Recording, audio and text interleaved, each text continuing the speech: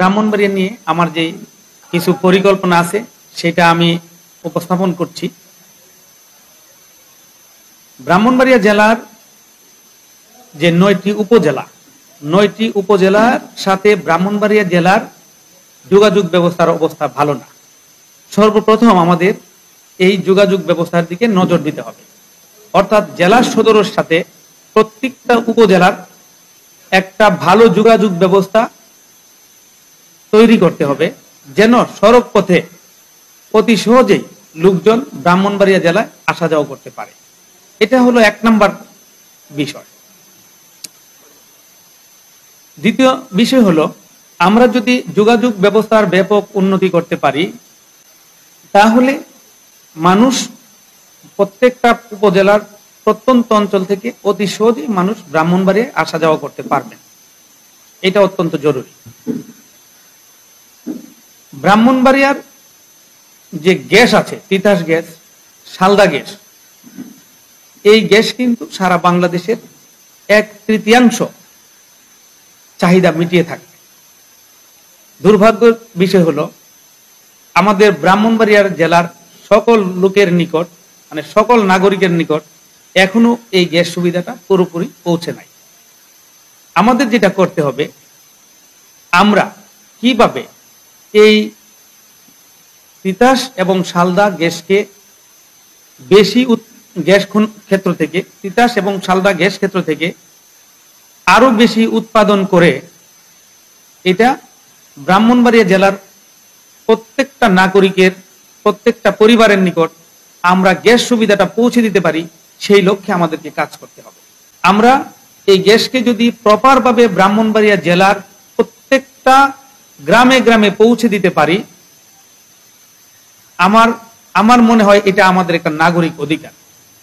ব্রাহ্মণবাড়িয়ার নাগরিক হিসেবে এটা আমরা সবাই পাবো, এটা আমরা আশা করি। এবং আমি সকলের নিকট আবেদন করব, কিভাবে আমাদের প্রত্যেকটা নাগরিক, এই 33 লক্ষ লোক ব্রাহ্মণবাড়িয়া জেলার এই তিতাস এবং শালদা গ্যাস সুবিধা পায়, সেই ব্যাপারে আমাদেরকে কাজ করতে হবে। আমি দেখতে পেয়েছি শালদা আমার নির্বাচনী এলাকা কসবা আখাউড়ার কসবাতে অবস্থিত শালদা গ্যাস ক্ষেত্র। আমি যে জিনিসটা দেখতে পাই, এটা যেহেতু সীমান্ত লাগোয়া, ভারতের আগরতলা যেটা ত্রিপুরা, তারাও চেষ্টা করতেছে আমাদের গ্যাসকে তাদের ওখানে উত্তোলন করা যায় কিনা। তারা ওখানে গ্যাসের কূপ খনন করছে।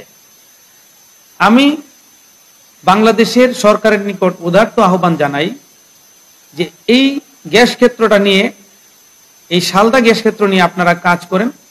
এখানে কিভাবে প্রয়োজনে আরো 2-1টা কূপ খনন করে সর্বোচ্চ সংখ্যক গ্যাস আমরা উত্তোলন করতে পারি।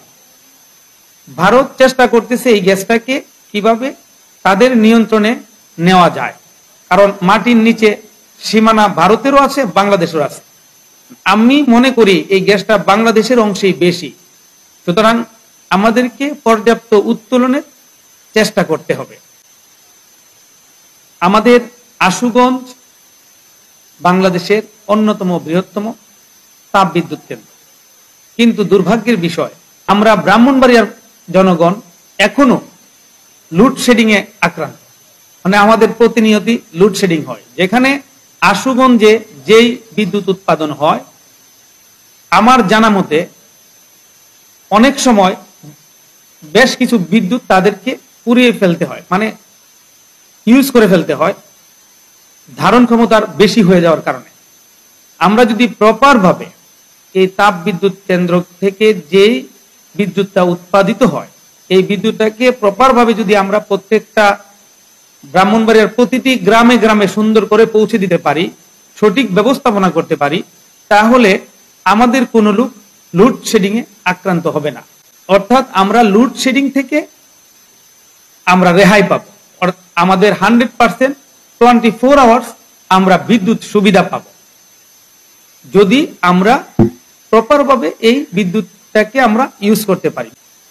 আমি সরকারের নিকট এই ব্যাপারে উদাত্ত আহ্বান জানাবো যে যেন কোনো বিদ্যুৎ অপচয় না হয় এবং সঠিকভাবে যেন প্রত্যেকটা বাড়িতে বাড়িতে ব্রাহ্মণবাড়িয়া জেলার সবখানে যেন বিদ্যুৎ পৌঁছানো যায় সেই ব্যবস্থা করার জন্য। এতে বাংলাদেশের রাজস্ব খাতে আয়ও বৃদ্ধি